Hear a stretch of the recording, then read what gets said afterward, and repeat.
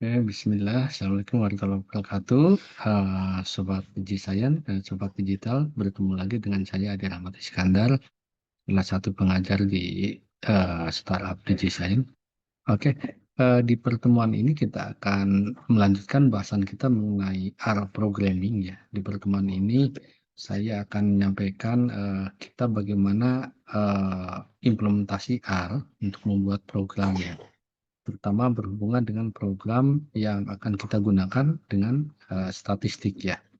Oke, untuk programming ini sangat penting ya, kita memahami ada tipe data, ada dasar yang harus kita pahami, baik itu yang ada di dalam programming yang sudah mungkin teman-teman pelajari seperti menggunakan program berorientasi objek atau yang lainnya, ataupun di dalam statistik ya. Ini tidak terlalu berbeda sebenarnya ya. Oke, di sini saya akan menjelaskan sedikit awalnya konsep dulu dari statistik.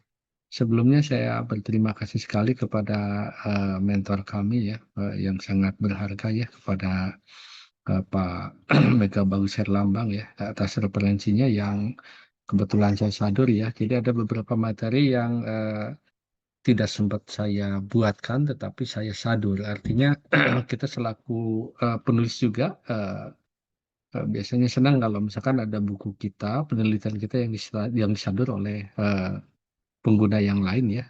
Tentu kita memiliki etika selaku peneliti, selaku akademisi, yaitu dengan mensitasinya ya. Di sini saya ucapkan terima kasih sekali kepada Pak Mega Bagus Herlambang ya, dari channel YouTube-nya yang sangat-sangat memberikan manfaat kepada kita dalam memahami berbagai ilmu ya, di bidang data science, di bidang AI atau yang lainnya. Semoga Pak Mega berkah ilmunya, kemudian bermanfaat dan menjadi amal jariah untuk kehidupan di akhirat nanti.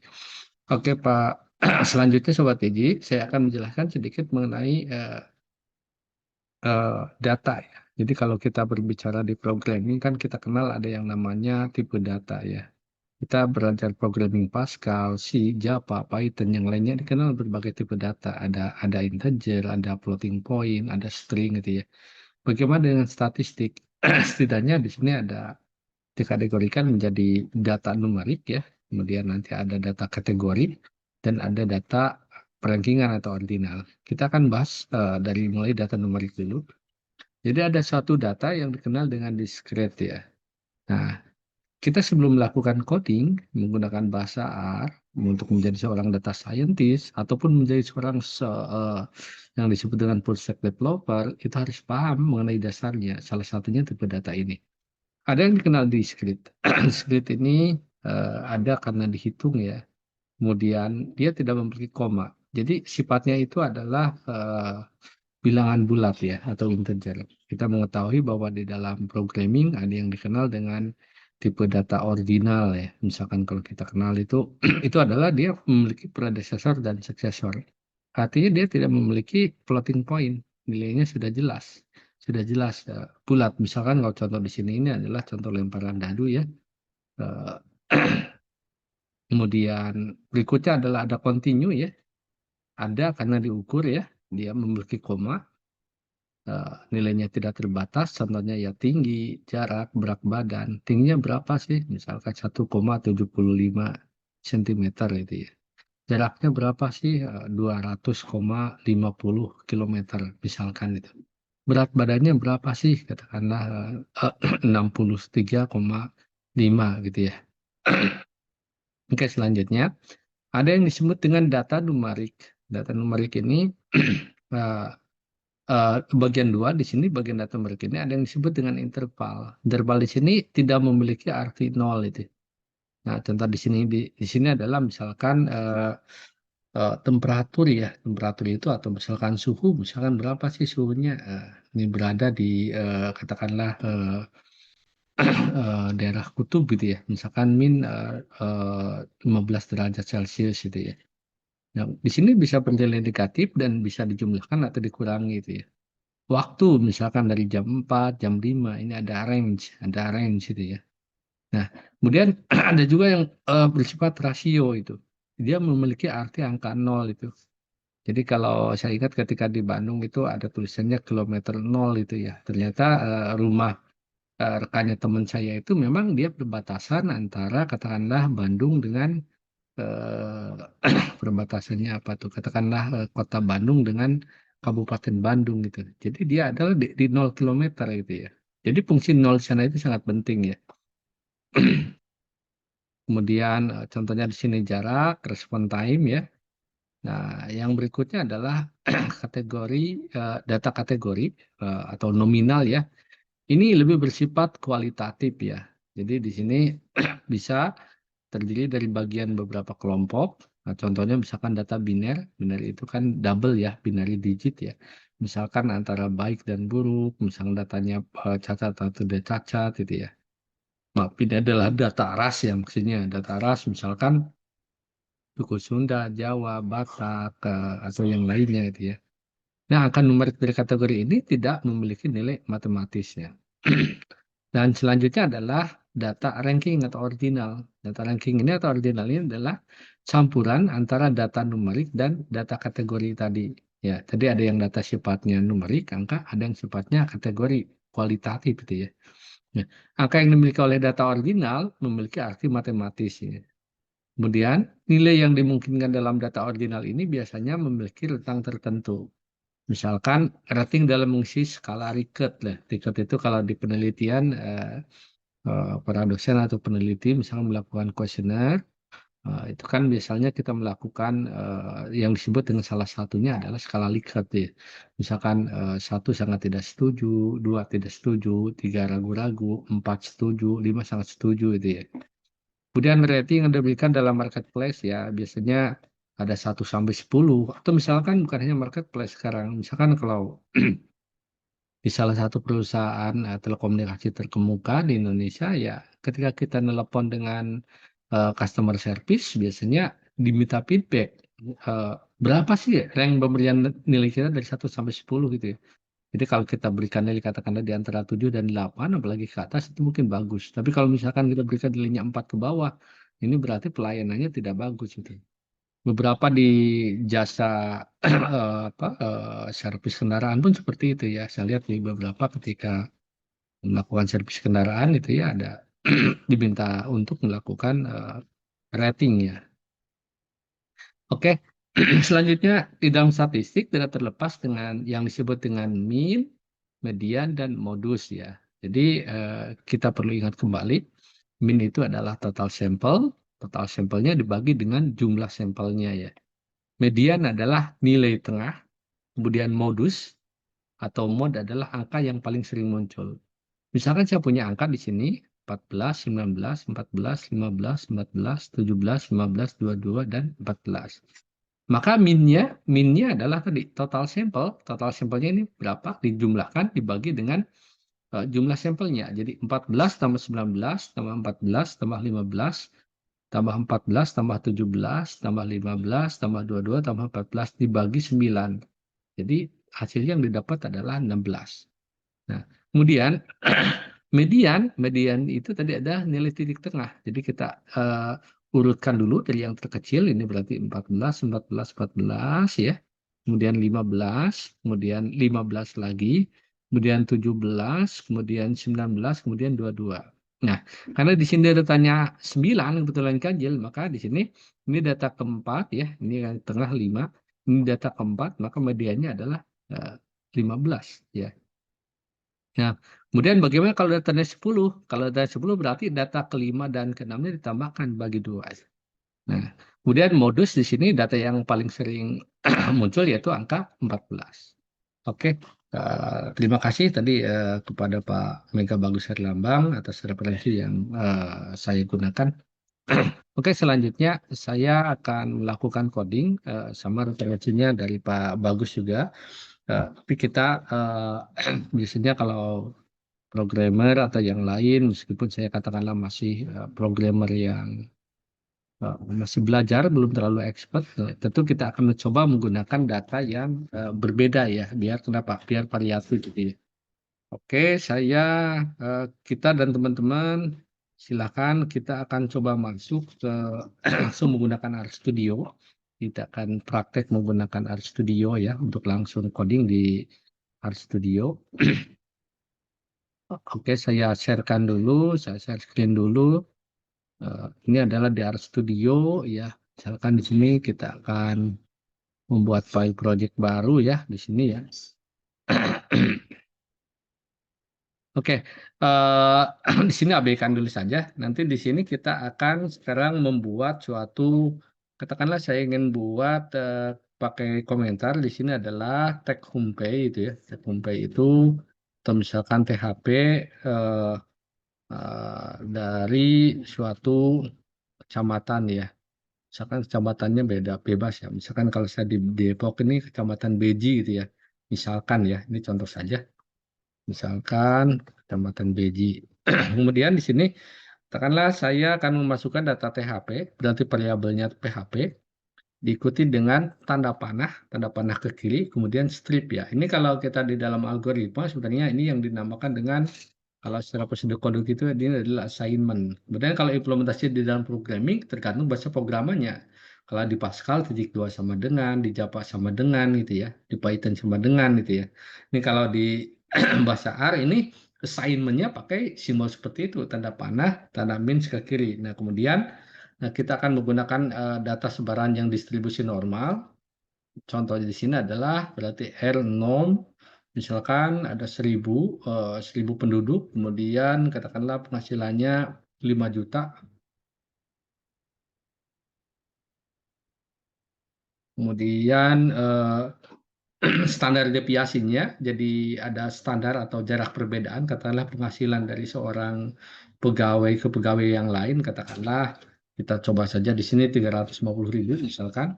Nah, selanjutnya untuk melihatnya gimana? Melihatnya nanti tinggal langsung aja di tekan tombol button run di sini ya teman-teman, atau bisa menggunakan tombol shortcut Control Enter. Misalkan di sini. Nah, kan di sini akan tampil ya THP di sini. Bisa dilihat, kita membesar dulu. Sebentar.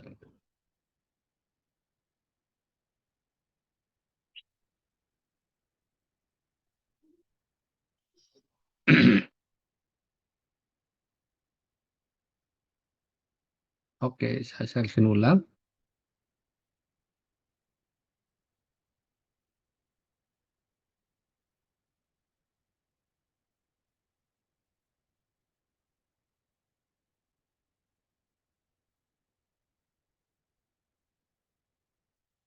Oke, di sini ketika kita tadi tekan tombol run atau control enter, di sini tampil ya THP di sini dengan ennomnya di sini tadi 1000 asumsinya jumlah penduduknya gitu ya 5 juta, katakanlah rata-rata tadi penghasilannya katakanlah di Kecamatan Depok gitu ya.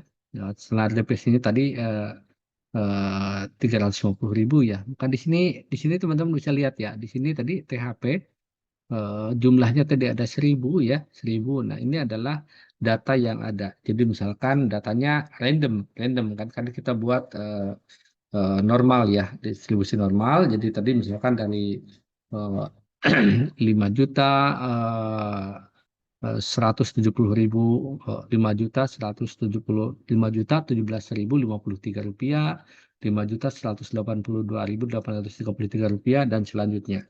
Nah, di sini misalkan kita ingin melihat untuk head, untuk baris enam pertama dari si THP tersebut berapa gitu. Nah, di sini bisa dilihat ya, ini ada 6 data pertama, ada 5 juta sekian, 5 juta, kemudian ada 5.100.000 sekian, ada 4.900.000 sekian, ada 5.200.000 sekian, 4.800.000 sekian, 4.500.000 sekian gitu ya. Nah, kemudian kita bisa lihat juga dari ekornya yang terakhir itu, katakanlah datanya kan ada 1000 tadi ya.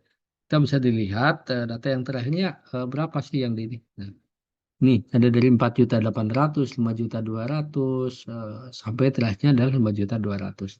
Nah, kalau kita ingin melihat semua data, melihat semua data gimana caranya? Kita cukup menampilkan si variabel yang tadi sudah kita buat, yaitu THP. Nah, ini adalah, saya lihat di teman-teman ya, jadi di konsol ini untuk menampilkan akhirnya. Di script ini untuk kita menuliskan scriptnya ya.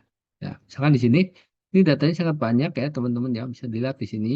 Ini dari tadi yang THP 1 gitu ya, kemudian selanjutnya berarti ini sampai 8, 9, berarti sampai berapa? Sampai 16 berikutnya gitu ya. Ini datanya.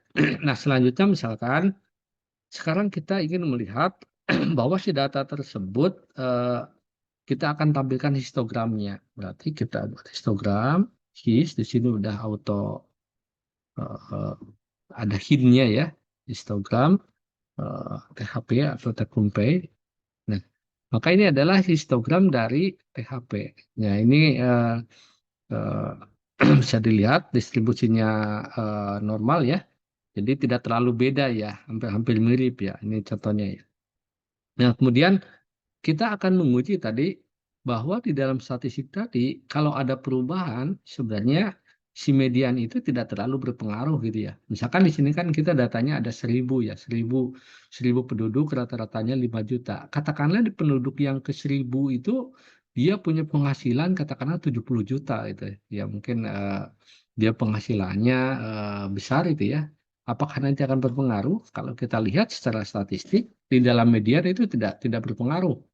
Nah, tapi nanti kalau di dalam rata-rata, dia akan berpengaruh ya. Kita akan coba ujikan di sini. Misalkan kita pakai komentar dulu, kita akan memasukkan satu orang pegawai, katakanlah yang penghasilannya, katakanlah eh, kita coba tambahkan, misalkan penghasilannya adalah tersebut saja 7 juta itu ya, 7 juta. Ya. Nah, maka di sini kita perintahnya katakan variabelnya adalah baru, kemudian isikan dengan 7 juta. Nah, kita bisa lihat di sini.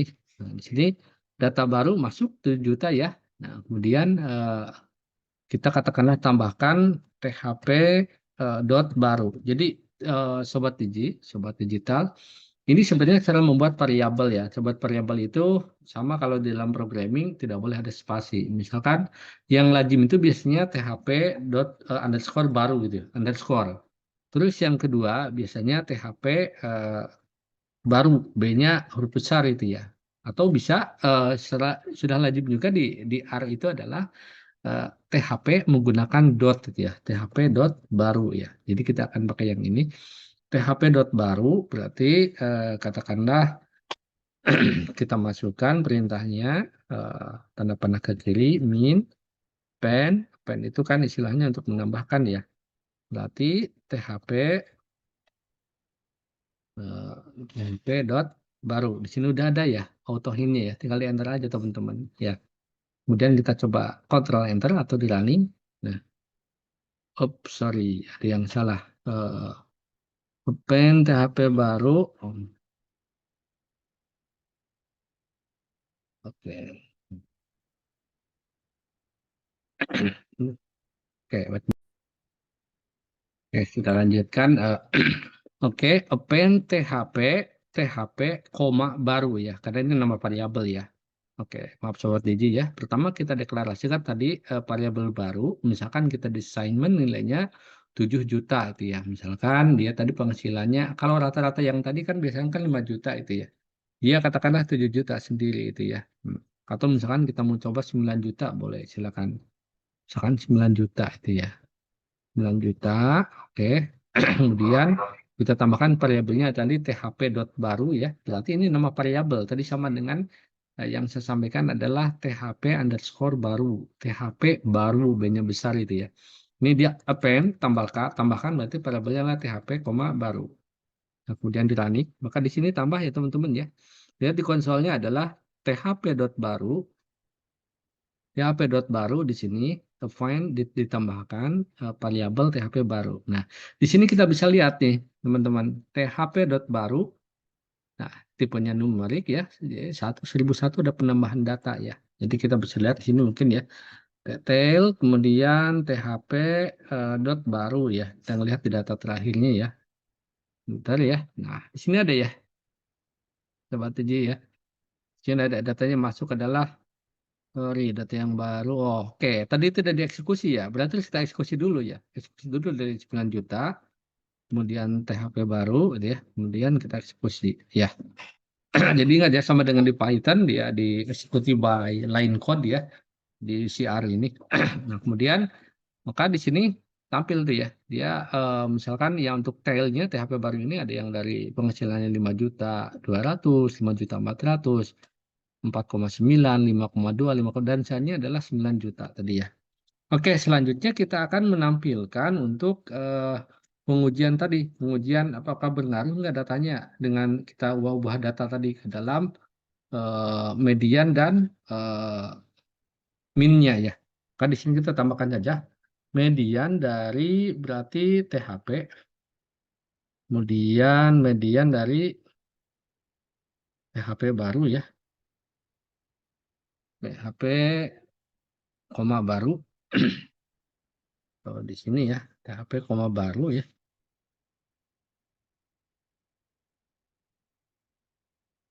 koma baru.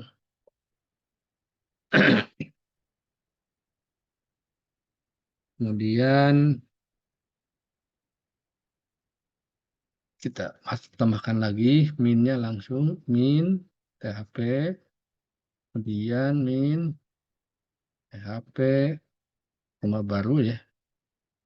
Untuk menjalankannya kita blok aja ya. Jadi ini berarti dua blok akan kita eksekusi, kita running. Oke, jadi di sini medianya kalau kita lihat tidak terlalu berpengaruh ya, teman-teman ya, tidak terlalu berpengaruh. Jadi meskipun tadi ada seorang katakanlah di penduduk tersebut, di kecamatan Beji tersebut, penghasilannya 9 juta, yang lain rata-ratanya 5 juta gitu ya, dia tidak terlalu berpengaruh gitu ya. Nah, makanya karena kan kalau misalkan penambahan datanya tidak signifikan, kalau misalkan tadi ada 1.000 ditambahkan satu tidak terlalu berpengaruh. Tapi mungkin kalau datanya 1.000 ditambahkan katakanlah 600, 700 atau apalagi 800 mendekati ke 1.000-nya, ya biasanya itu akan signifikan ya. Nah, kalau kita lihat sekarang untuk min, misalkan kita running di sini. Nah, untuk minnya adalah ini ya, ya cukup berpengaruh ya. Kalau tadi di median rata-ratanya di 4,9 ya. Tapi kalau di rata-rata di sini, kalau di min, tadi kan karena 9 juta ini akan menjadi penambah ya.